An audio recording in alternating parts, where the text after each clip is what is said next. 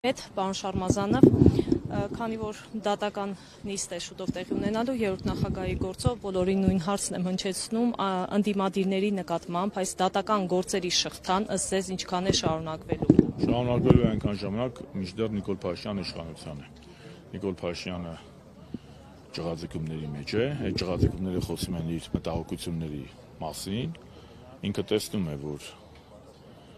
ընդդիմությունը չի ընկրկում, իսկ ամենակարևորը հանրությունը գնալով աչքերը բացում է եւ հանրությունը 21 թվականին խաբվեց, Նիկոլ Փաշինյանը խաբեց 21 թվականին, խոստանալով Արցախի անջատում հանուն փրկության, Շուշիի եւ Հադրութի դեօկուպացիա, ցեղասպանության միջազգային ճանաչում, բայց մենք տեսանք, որ նա ինչ խոսք տվեց, լրիվ հակառակը արեց։ Նա 21-ին չէր գնացել ընտրության, որպեսզի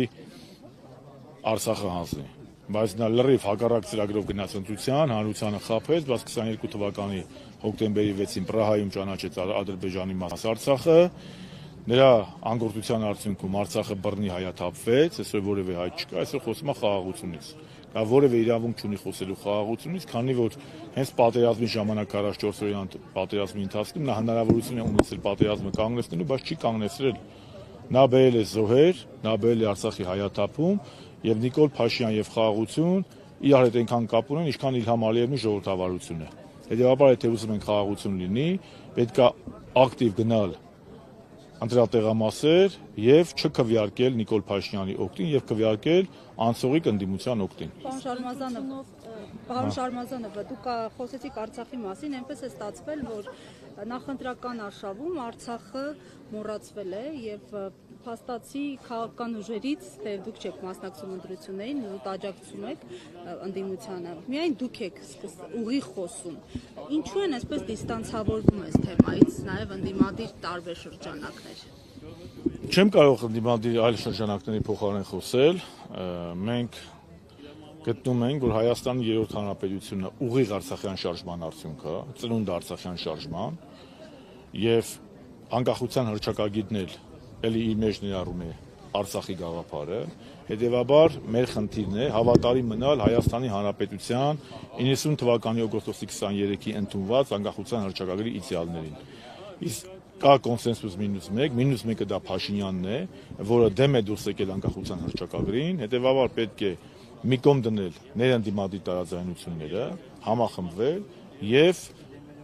գոնե մեկ անգամ ապացուցել, որ մենք ոչ թե 30 արցախի, այլ ոգու ժողովուրդ ենք։ Ցեղասպանության տարելիցն է մոտենում եւ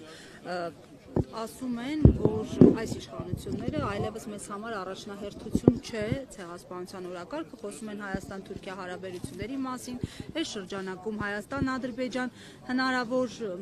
փոխհարաբերությունների մասին։ Չառերեսվելով պատմությանը, հնարավոր է նոր հարաբերությունների հիմք դնել։ Հայաստանի Հանրապետական կուսակցությունը եւ երրորդ նախագահ Սերժ Սարգսյանը մշտապես եղել են ու կան Թուրքիայի հետ առանձնախապայմանների հարաբերությունների կողմնակից եւ Հայաստանի բոլոր երեք իշխանությունները մինչեւ Փաշինյանը առանձնախապայմանների հարաբերությունների ձևավորման կողմնակից են։ Նիկոլ Փաշինյանն է միակ Հայաստանի ղեկավարը, որը խաղաղությունը եւ հարաբերությունները պատկերացնում է թուրքական եւ ադրբեջանական նախապայմաններով։ Դրա վառապացույցը